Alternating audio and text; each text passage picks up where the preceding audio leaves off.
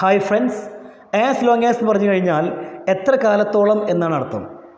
ഒരു ഉദാഹരണം നോക്കാം. എത്ര കാലത്തോളം ഞാൻ നിൻ്റെ കൂടെ ഉണ്ടോ അത്ര കാലത്തോളം നിനക്ക് പേടിക്കേണ്ട ആവശ്യമില്ല. എങ്ങനെ പറയാം? As long as I am with you, you don't need to worry.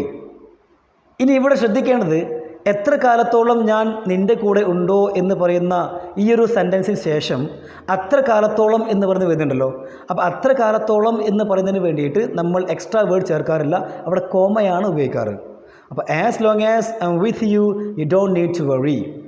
ഇനി അതുപോലെ മറ്റൊരു കാര്യം പറയുന്നത്, ആസ് ലോങ് ആസ് എന്ന് പറയുന്ന ഫ്രേസിന് ശേഷം ഷാലോ വില്ലോ വരാൻ പാടില്ല. ഷാൾ ഉപയോഗിക്കരുത്. അതുപോലെ ഫ്യൂച്ചറിനെ കാണിക്കാൻ വേണ്ടിയിട്ട് വിൽ ഉപയോഗിക്കാൻ പാടില്ല. അവിടെ സിമ്പിൾ പ്രസൻറ്റ് ഉണ്ടോ. ആസ് ലോങ് ആസ് എന്ന് പറയുന്ന ഫ്രേസ് കഴിഞ്ഞിട്ട് സിമ്പിൾ പ്രസൻറ്റോ അല്ലെങ്കിൽ സിമ്പിൾ പാസ്റ്റോ. ഇനി ഇതേ സെൻറ്റൻസിനെ നമുക്ക് പാസ്റ്റിൽ പറയാം. എങ്ങനെ? എത്ര കാലത്തോളം ഞാൻ നിൻ്റെ കൂടെ ഉണ്ടായിരുന്നുവോ അത്ര കാലത്തോളം നിനക്ക് പേടിക്കേണ്ട ആവശ്യമില്ലായിരുന്നു എന്ന് പറയണം.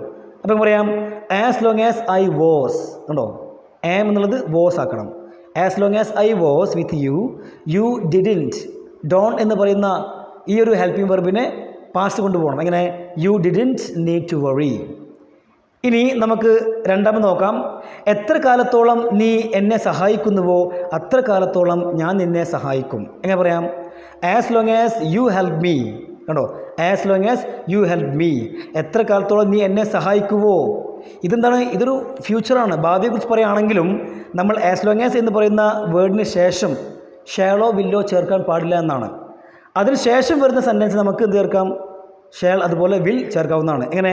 As long as you help me, എത്ര കാലത്തോളം നീ എന്നെ സഹായിക്കുന്നുവോ അത്ര കാലത്തോളം ഞാൻ നിന്നെ സഹായിക്കും. I will help you. എന്താണ്? I will help you. ഇനി നമ്മുടെ മൂന്നാമത്തെ നോക്കാം. എത്ര കാലത്തോളം അവൾ നന്നായി പഠിക്കുന്നുവോ അത്ര കാലത്തോളം അവൾക്ക് നല്ല മാർക്സ് കിട്ടും. കണ്ടോ? എത്ര കാലത്തോളം അവൾ പഠിക്കുന്നുവോ എന്ന് പറയുന്നത് ഭാവിയെ കാണിക്കുകയാണ്, ഫ്യൂച്ചറിനെ കാണിക്കുകയാണ്. പക്ഷേ ആസ് ലോങ് ആസ് എന്ന് പറയുന്ന വേർഡിൻ്റെ കൂടെ ഷാൽ അതുപോലെ വിൽ ചേർക്കാൻ പാടില്ല എന്നാണ്.